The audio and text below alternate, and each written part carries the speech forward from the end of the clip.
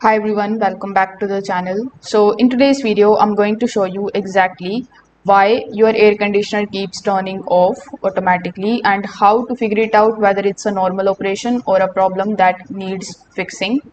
So first of all, before assuming that your AC is faulty, you need to simply check how long it runs before shutting off. If it cools the room and then turn off after about 10 to 20 minutes, that's usually normal. The thermostat is simply maintaining your set temperature and the AC will restart when the room warms up again.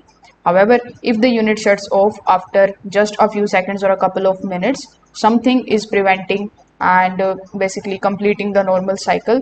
So in order to fix it, first of all, you need to simply take a look at your thermostat's setting. You need to make sure that your AC is set on the cool mode. If you see this type of snowflake icon on top of the display, it means the temperature is basically on the cool mode, and you can also basically lower down the temperature, and no sleep eco or the timer function should be programmed to switch the unit off automatically.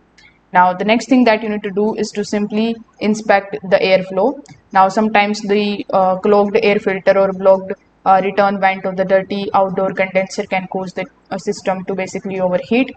So to protect the compressor, the AC should set itself down until the temperatures return to normal. So that's how you can basically fix this issue. If this video helped you out, make sure that you like this video and subscribe to the channel. Thanks for watching.